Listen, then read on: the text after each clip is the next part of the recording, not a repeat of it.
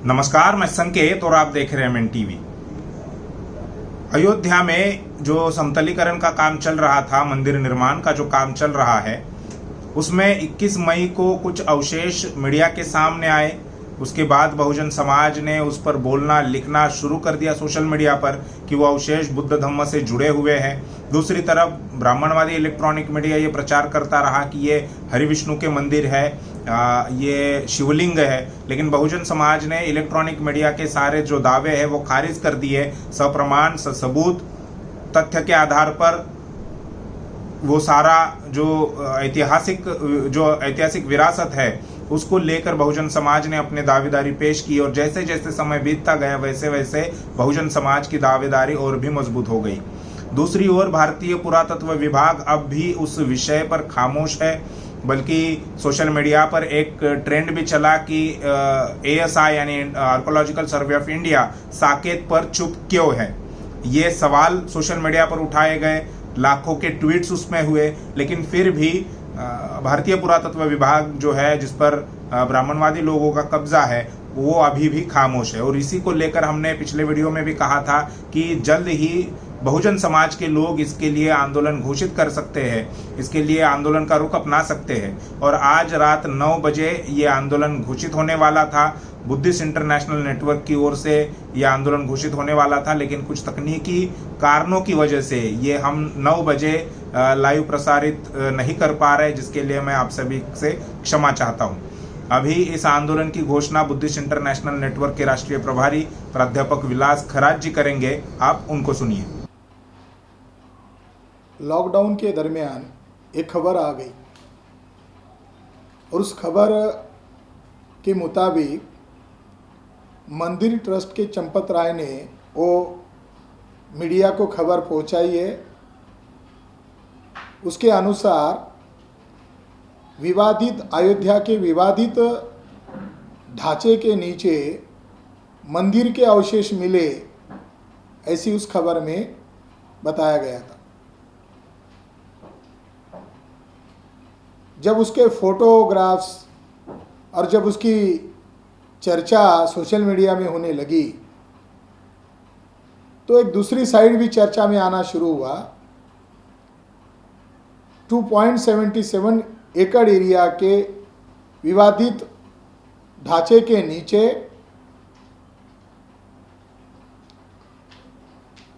पद्म के चिन्ह मिले, आमलक का चिन्ह मिला और अष्टकोणी पिलर मिला।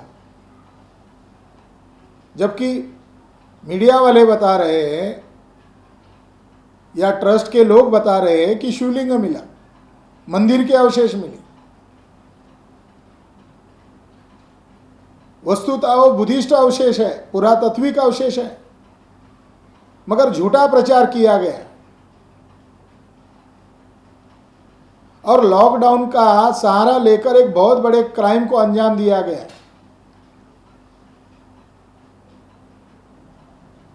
और ये क्राइम का बहुत बड़ी लंबी सीरीज उन लोगों ने की।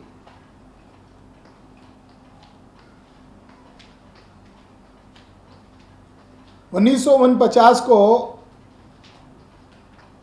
के नायर द्वारा बाबरी मस्जिद के गर्भगृह में रात के 12-1 बजे के दरमियान राम की मूर्ति रखवाई और वो मूर्ति अयोध्या से नहीं लाई गई। ये क्राइम करने के लिए उन लोगों को ये मूर्ति गोरखपुर से लानी पड़ी। ये जो आज जो क्राइम हुआ है, ये क्राइम को इतिहास में अगर देखा जाए तो ये बात सिद्ध होती है, एक प्लानिंग के तहत ये क्राइम किया गया है।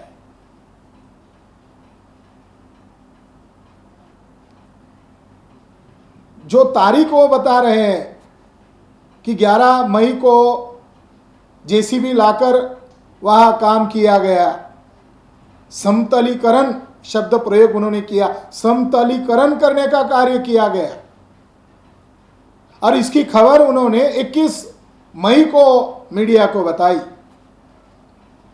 इतने दिन उन्होंने गैप क्यों रखा? सच्चाई क्या है, किस बात का समतलीकरण वो कर रहे थे। वो जो जगह है, उस जगह के नीचे बुद्ध स्तूप है, उस जगह के नीचे बुद्धिस्ट अवशेष है। पहला विवाद जब 1857 के बाद वहां हुआ, 1857 का इनका गदर फेल होने के बाद, ब्राह्मणों का गदर फेल होने के बाद उन्होंने धार्मिक मुद्दों को सहारा लिया और वहां हिंसा कांड भी हुई। और 1858 में इसकी इंक्वायरी करने के लिए कि वो जगह के नीचे क्या है वास्तविक तौर पर, इसकी इंक्वायरी करने के लिए सर मेजर जनरल कनिंघम को इस काम पर लगाया। 1858 में यह कार्य किया गया और सर मेजर जनरल कनिंघम ने वहां सारी छानबीन किया और वो छानबीन अयोध्या के स्थान पर छानबीन करने के बाद 1860 में ब्रिटिश गवर्नमेंट ने पुरातत्व विभाग की स्थापना किया। यानी अयोध्या में जो विवाद चल रहा था उसको आधार बनाकर ही एएसआई की स्थापना हुई, आर्कियोलॉजिकल सर्वे।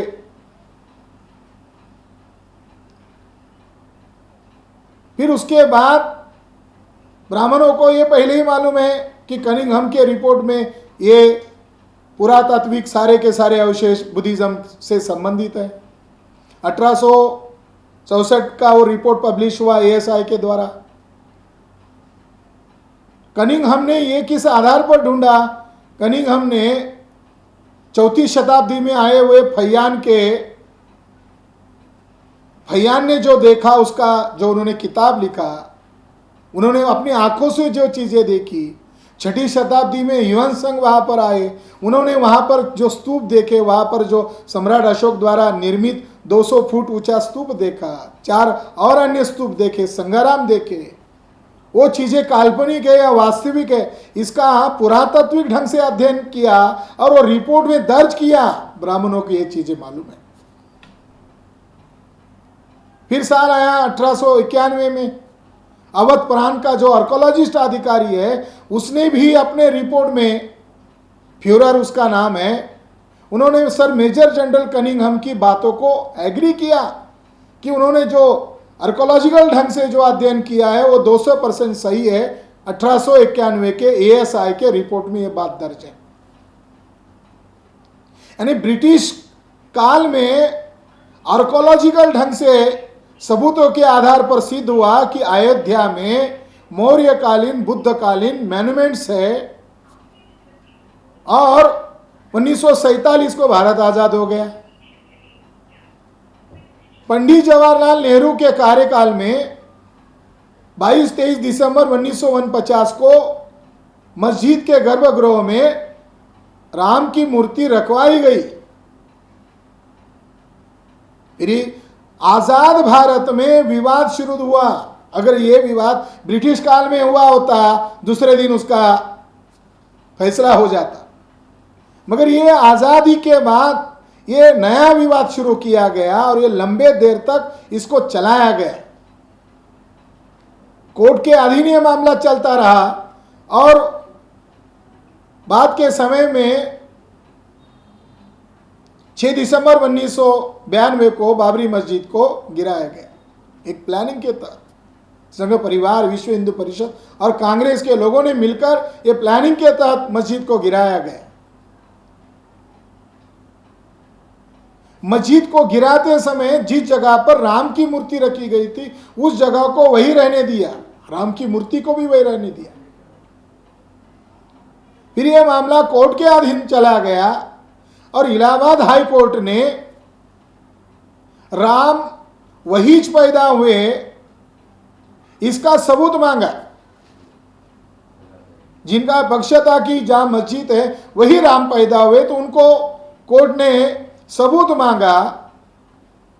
तो विश्व हिंदू परिषद के लोगों ने हरिद्वार में 3 दिन की राष्ट्रीय मीटिंग बुलाई और राष्ट्रीय मीटिंग होने के बाद उनका स्पोक्स पर्सन मीडिया के सामने आकर कहा कि राम हमारे आस्था का विषय है।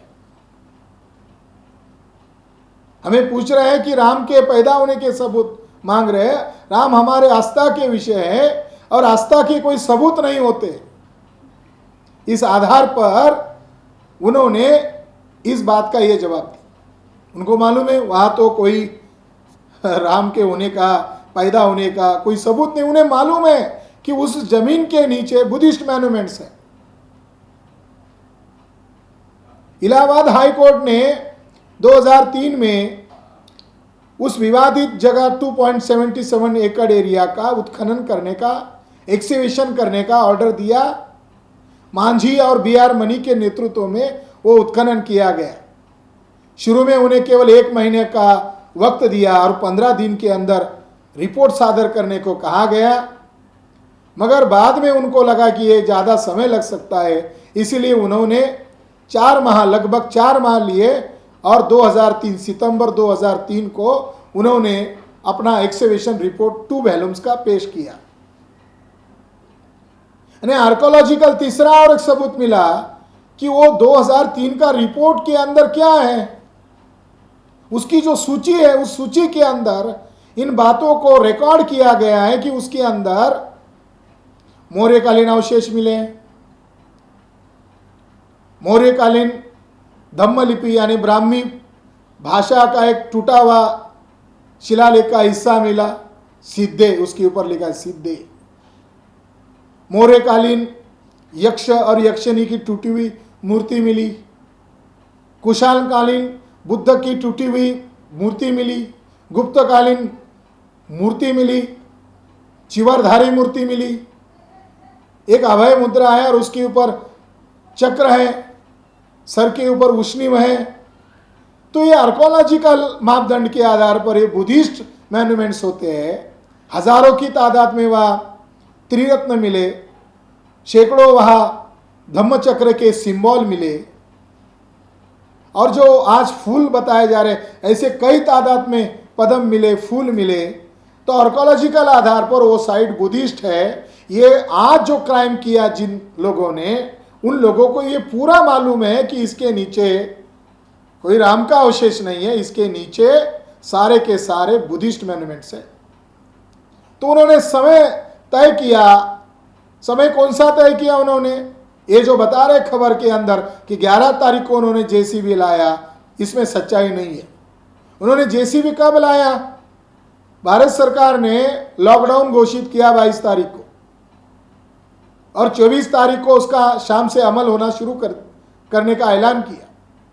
25 तारीख को सवेरे 5 बजे उत्तर प्रदेश के CM योगी आदित्यनाथ उस विवादित जगह पर जाते हैं और वैदिक ब्राह्मणों ने वैदिक मंत्रोच्चार करके रामलला की मूर्ति को अस्थायी रूप से एक भवन में, अस्थायी भवन में स्थानांतरित किया। उसकी तारीख है 25 मार्च सवेरे 5 बजे। 2003 का जो रिपोर्ट है वो ये बताता है, और BBC वर्ल्ड की जो हिंदी की एडिशन है उसकी एक खबर ये बताती है 2010 की, कि जो 2003 में विवादित जगह का जो एक्सकेवेशन किया था वो अधूरा है। 2.77 एकड़ एरिया का जो उत्खनन किया, एक्सकेवेशन किया, वो अधूरा है। उन्होंने वो हिस्सा छोड़ दिया था जहां पर रामलला की मूर्ति रखी हुई थी। उस मूर्ति की जगह को छोड़कर उन्होंने एक्सकेवेशन किया और वो मूर्ति वहीं पर थी जिसको योगी आदित्यनाथ ने विधि युक्त वैदिक मंत्रोच्चारण के साथ उसको अस्थायी भवन में स्थानांतरित किया, जिसको उस रिपोर्ट में कहा गया है कि गोलाकार श्राइन के स्ट्रक्चर है, टीले हैं वहां, ऊंचे ऊंचे टीले हैं। वो टीला कोई और नहीं है, जो जमीन समतलीकरण की जो बात कर रहे हैं, वो जो क्राइम कर रहे हैं उनको मालूम है कि वो जहां पर रामलला की मूर्ति को रखा गया था, जो ऊंचा वाला टीला था, वहां पर स्तूप है। और इस स्तूप को तोड़ने का कार्य, JCB लाकर तोड़ने का कार्य ये 25 मार्च से ही शुरू किया गया। उसी दिन भाजपा के मंत्री ने कहा कि जनता के आग्रह पर रामायण महाभारत दिखा रहे, सब झूठ है। एक बड़ा क्राइम करना था, उस क्राइम पर पर्दा डालने के लिए उन्होंने रामायण महाभारत सीरियल दिखाने की बात शुरू की और 25 मार्च से ही बुद्ध स्तूप को तोड़ने का, नष्ट करने का अभियान किया और उसके साथ साथ जो बुद्धिस्ट अवशेष है उनको भी तोड़ा गया और लंबा पीरियड लेकर उसको तोड़ा गया और इसके लिए उन्होंने लॉकडाउन का सहारा लिया। तो यह बात सिद्ध होती है प्रमाण के आधार पर कि एक बहुत बड़ा राष्ट्रीय क्राइम है, अंतरराष्ट्रीय क्राइम है और लॉकडाउन का सहारा लेकर इसको लोगों को धोखे में रखकर यह क्राइम किया गया। इसलिए बुद्धिस्ट इंटरनेशनल नेटवर्क अभी तुरंत सुप्रीम कोर्ट में केस दायर कर रहे हैं। 2.77 एकड़ एरिया बुद्धिस्ट मॉन्यूमेंट्स का है और उसके साथ 67 एकड़ एरिया का जो भूभाग है वो भी बुद्धिस्ट है। मणि पर्वत, सुग्री पर्वत, कुबेर पर्वत, ये स्तूप है। सम्राट अशोक द्वारा बनाए गए 200 फुट का स्तूप वहां मौजूद है, आज वो 65 फीट का ऊंचा है। जो समतलीकरण के नाम पर जो मॉन्यूमेंट्स तोड़े गए उसमें ट्रस्ट के लोगों ने प्लानिंग करके वो स्तूप तोड़ा गया है। आरएसएस से संबंधित लोगों ने उस स्तूप तोड़ा गया है। स्तूप क्या है? स्तूप के साथ लोगों की भावनाएं जुड़ी है। युवन संघ फैयान वहां क्यों गए थे? क्योंकि वहां स्तूप था। स्तूप होने का मतलब है वहां पर बुद्ध के पवित्र धातु है, शरीर के पवित्र धातु है और उसके ऊपर स्तूप बनाए जाते हैं। उन स्तूपों को तोड़ा गया है, इसीलिए यह अंतरराष्ट्रीय क्राइम किया गया है। इलाहाबाद हाई कोर्ट ने भी वो जो 1949 में रखी गई मूर्ति थी रामलला की, उसको हटाकर एक्सकवेशन करना चाहिए था। ऐसा ऑर्डर क्यों नहीं दिया? जब उनको समतलीकरण के नाम पर वो स्तूप को तोड़ना था, बुद्धिस्ट अवशेष को तोड़ना था, उन्होंने लोगों को अंधेरे में रखकर लॉकडाउन का सहारा लेकर रातों रात वो मूर्ति को अलग जगह पर स्थानांतरित किया, जबकि वो उस समय कर सकते थे।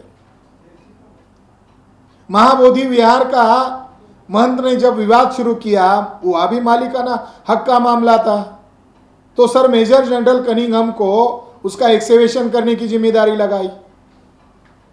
उसको महाबोधि विहार की डिजाइन सांची के स्तूप से मिली थी।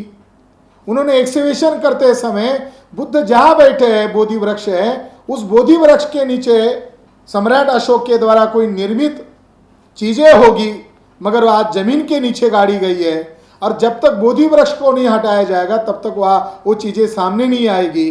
तो कनिंघम ने प्लानिंग करके अलग से एक जगह पानी का जमीन को खोदा, उसमें पानी रखा और उसके अंदर जो बोधि वृक्ष था उसको निकाला और उसको नई जगह पर प्लांट किया। उसकी सुरक्षा करने के लिए अलग से लोग लगाए और वो जगह खाली हो गई और उसके नीचे वज्रासन मिला, बुद्ध का जहाँ ज्ञान मिला वो जगह मिली और वहाँ शिलालेख मिले, वहाँ बहुत सारी पुरातात्विक अवशेष मिले और उसके आधार पर प्रूव हो गया कि सम्राट अशोक द्वारा निर्मित यही वो विहार है और यही वो बोधि वृक्ष का स्थल है।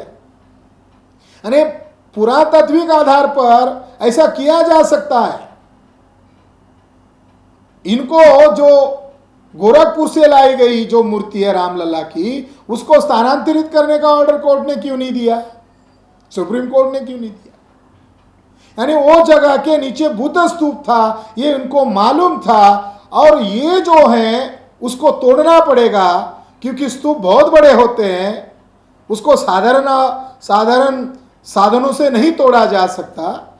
इसके लिए उन्होंने लॉकडाउन का सहारा लिया और जेसीबी लाकर उसको तोड़फोड़ किया, उसको नष्ट किया।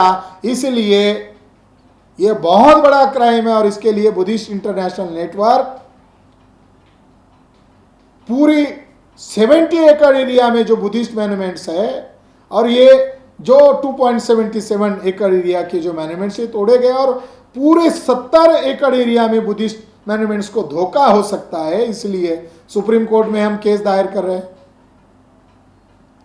दूसरी महत्वपूर्ण बात है कि पुरातत्व विभाग को चंपत राय और उन लोगों के ऊपर केस दर्ज करना चाहिए। ये लोकतांत्रिक संस्था है, पुरातत्व विभाग के पास सेपरेट अधिकार है।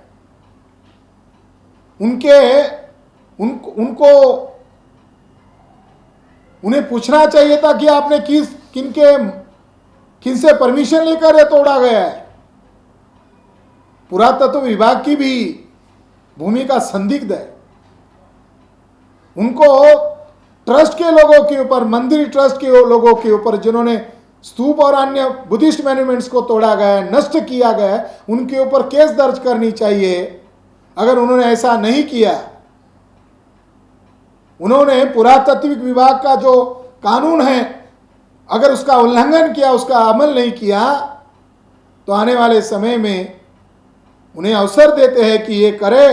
अगर उन्होंने ये नहीं किया तो हमें मजबूर होकर उस कानून को सार्वजनिक तौर पर जलाना होगा।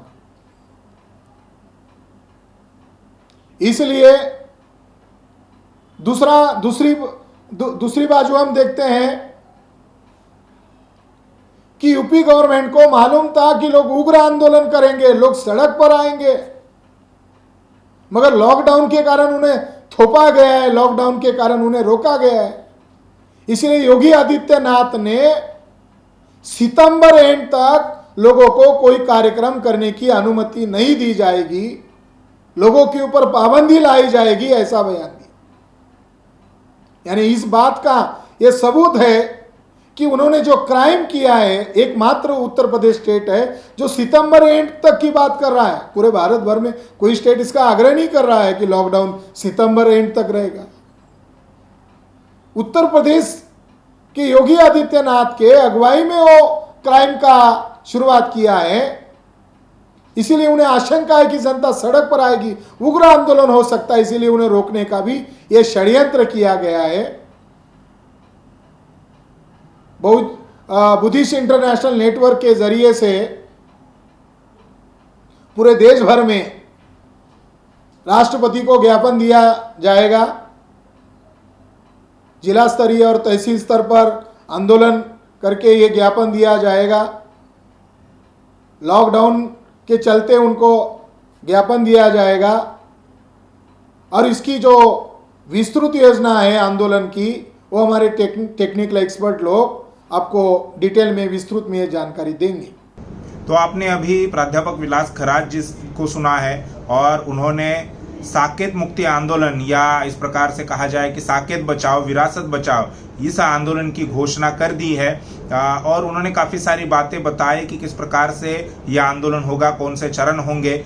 अभी उसके बाद इस आंदोलन को समर्थन देने के लिए हमारे साथ मान्यवर वामन मेश्राम जी है। अभी आप उनको सुनिए कि वो इस विषय पर क्या कहते हैं। राष्ट्रीय माइनॉरिटी मोर्चा के प्रभारी विलास खरात के द्वारा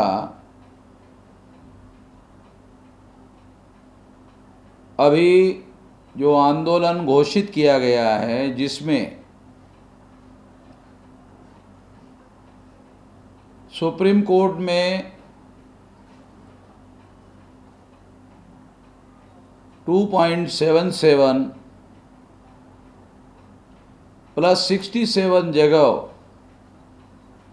को पुरातत्व विभाग के द्वारा खोदना चाहिए और खोदकर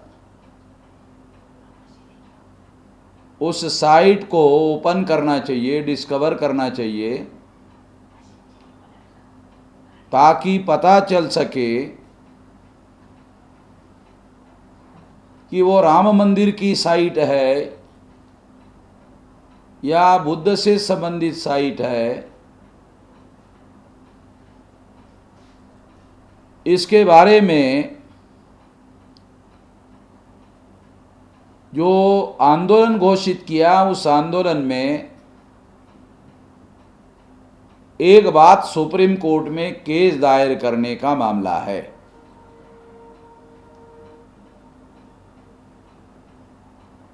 इस केस दायर करने के मामले को बामसेब के द्वारा, भारत मुक्ति मोर्चा के द्वारा, बहुजन क्रांति मोर्चा के द्वारा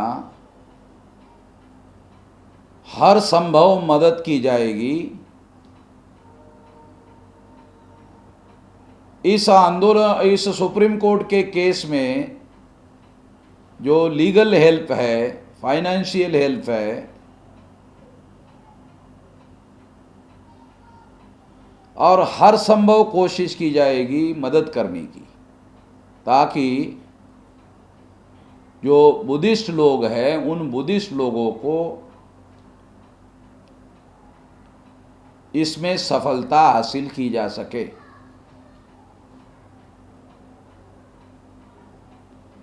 दूसरी बात, अभी 21 तारीख को जो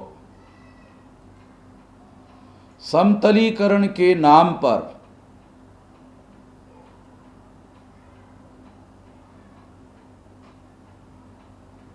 जो अवशेष अखबारों में बहुत बड़े पैमाने पर फोटोग्राफ के द्वारा छपकर आए, उसके बारे में विलास खराज जो माइनॉरिटी मोर्चा के राष्ट्रीय प्रभारी है और जिसके अंतर्गत बुद्धिस्ट लोगों का मामला भी टेकअप किया जा रहा है, और बुद्धिस्ट इंटरनेशनल नेटवर्क के द्वारा इस मामले को टेकअप किया जा रहा है, तो उन्होंने ये कहा कि ये सारे सबूत बुद्धिस्ट लोगों से संबंधित है।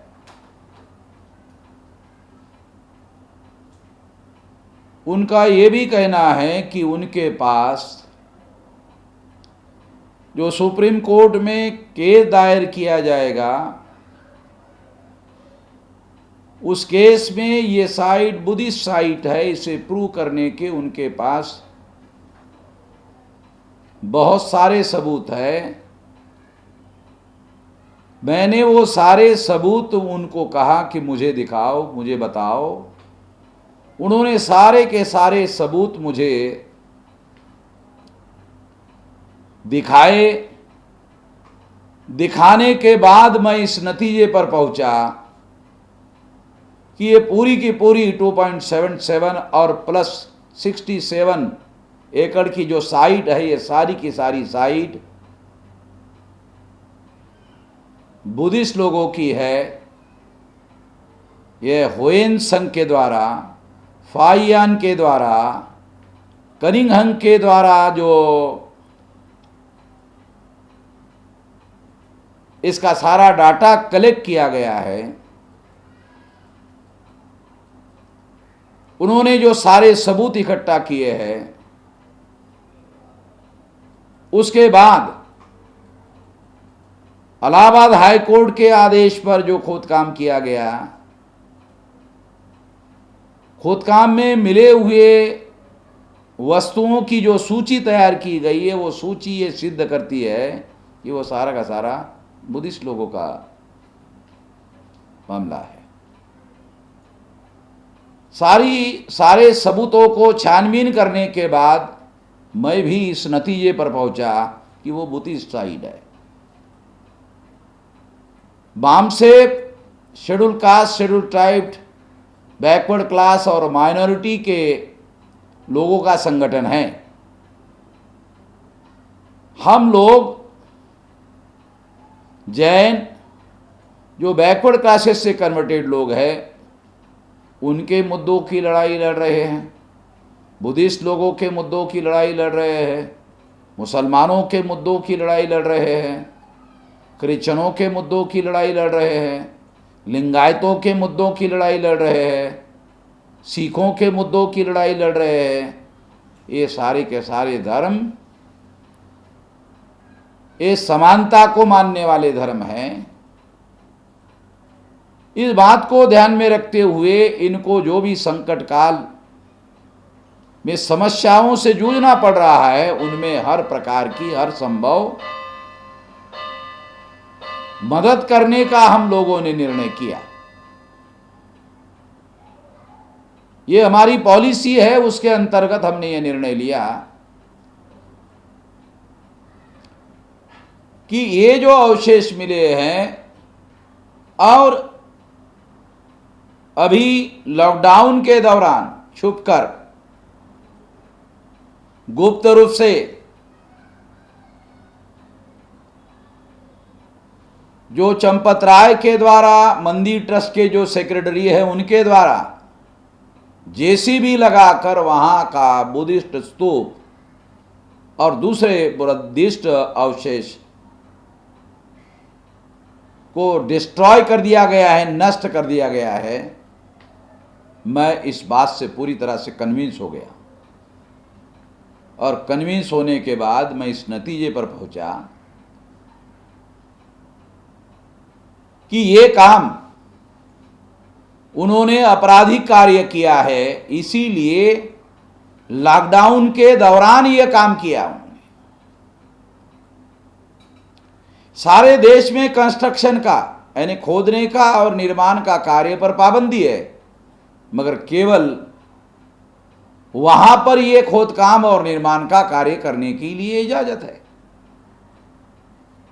इसका मतलब यह है कि जानबूझकर योजनाबद्ध तरीके से ये किया गया है, ये बात सही लगती है। इसलिए चंपत राय के ऊपर पुरातत्व विभाग के लोगों के द्वारा केस दायर करना चाहिए, क्रिमिनल केस दायर करना चाहिए। अगर पुरातत्व के लोग ये केस दायर नहीं करते हैं, कानून होने के बावजूद भी नहीं करते हैं, अगर नहीं करते हैं तो एक तो उन लोगों के खिलाफ कार्रवाई करनी चाहिए, अधिकारियों के खिलाफ, कि वो चुपचाप रह रहे हैं, इसलिए उन लोगों को चुप रहने के लिए उनके खिलाफ कानूनी कार्रवाई किया जाए। और वो कानून होने के बावजूद भी कानून का उपयोग नहीं किया जा रहा है, अगर वो कानून का उपयोग नहीं किया जा रहा है तो उसको जलाने की भी उन्होंने भूमिका घोषित की।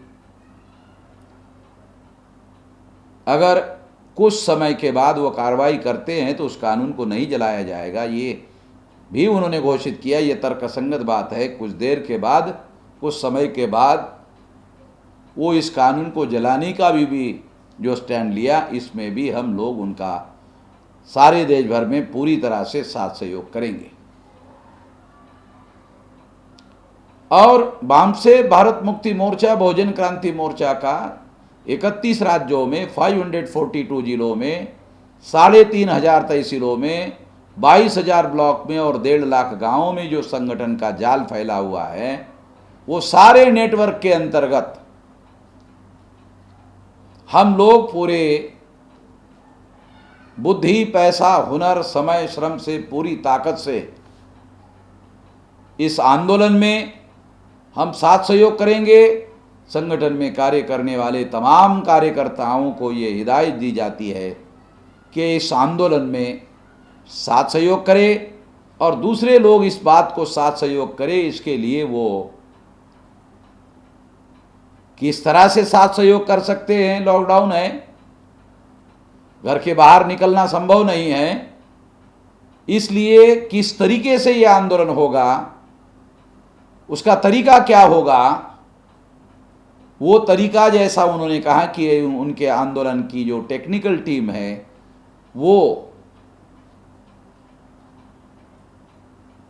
टेक्निकल टीम इसका विस्तार से कार्यक्रम घोषित करेंगे। इस कार्यक्रम के साथ साथ उसकी भी घोषणा टेक्निकल टीम के लोगों के द्वारा की जाएगी। ये अच्छी योजना है, इसका भी हम समर्थन करते हैं। और उस टेक्निकल टीम के द्वारा जो निर्देश दिए जाएंगे, उस निर्देश को सारे देश में फैले हुए संगठन के जाल में कार्यरत संगठनों के कार्यकर्ताओं को ये हिदायत और निर्देश दिया जाता है। उसके अनुसार जो हिदायत दी जाएगी, उसके अनुसार हमको अमल करना है। इतना ही मैं इस मौके पर कहना चाहता हूँ। तो आप लोगों ने वामन मेश्राम जी और प्राध्यापक विलास खरा, जो कि बुद्धिस्ट इंटरनेशनल नेटवर्क के राष्ट्रीय प्रभारी है, इन दोनों को सुना। इन्होंने अभी एक ऐतिहासिक घोषणा की है, जिस प्रकार से हमारी बहुजन समाज की विरासत को खत्म करने का एक षड्यंत्र ब्राह्मणवादी लोगों द्वारा चल रहा है, खासकर लॉकडाउन के समय में ये सारा चल रहा है। उसको लेकर इन दोनों मान्यवरों ने जो आंदोलन की घोषणा की और वामन मेश्राम जी ने उसका समर्थन किया है। तो हम भी चाहते हैं कि ये आंदोलन और तेज हो। हम MNTV के सभी जो दर्शक हैं और बहुजन समाज के तमाम लोग, तमाम संगठन, हम उनको अपील करते हैं, आह्वान करते हैं कि आप भी इस आंदोलन का समर्थन करें। आप भी इस विरासत को बचाने के लिए कंधे से कंधा मिलाकर इस आंदोलन में शामिल हो जाइए। इसके अलावा मैं एक दो बातें और कहना चाहूँगा।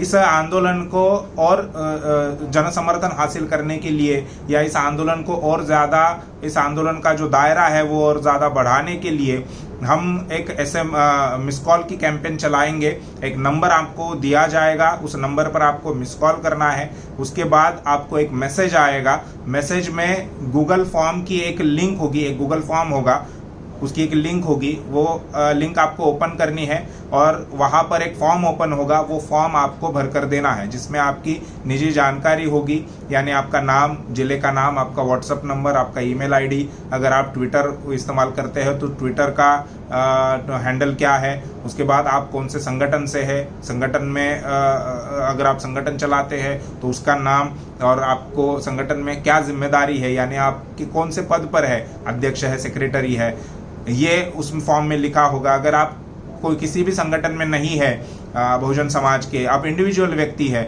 लेकिन ऐसा चाहते हैं कि ये विरासत बचनी चाहिए, इसको बचाना चाहिए, तो भी आप उस फॉर्म को भर सकते हैं और वो फॉर्म भरकर हमारे पास देना है। इसके अलावा हम लोग एक आपको ईमेल करने के लिए कहेंगे, एक ड्राफ्ट आप लोगों को देंगे और वो ड्राफ्ट आपको आर्कोलॉजिकल सर्वे ऑफ इंडिया या राष्ट्रपति को ज्ञापन के तौर पर देना है। ये आप इंडिविजुअली कर सकते हैं, इसमें किसी प्रकार के आपके संगठन का नाम नहीं आएगा, लेकिन आप जितने बड़े मात्रा में हम उनको ईमेल करेंगे, उतने बड़े मात्रा में उनको ये समझ में आएगा कि बहुजन समाज के लोग इस मुद्दे को लेकर बहुत ही संवेदनशील हो गए हैं और इसे अब ज़्यादा देर तक छुपाया नहीं जा सकता या इसे तहस नहस करना गलत काम होगा। तो ये उनको आगाह करना या उनको ये समझाना कि हम लोग शांतिप्रिय तरीके से और संवैधानिक तरीके से ही ये आंदोलन करना चाहते हैं और ये जन समर्थन हासिल करने के लिए ये कुछ टेक्निकल बातें हैं जिसका हम लोग आने वाले समय में उसको आपके सामने रखेंगे। एक मिस कॉल है, उसके बाद एक गूगल फॉर्म है और दूसरा एक ईमेल आपको कहने के लिए कहेंगे।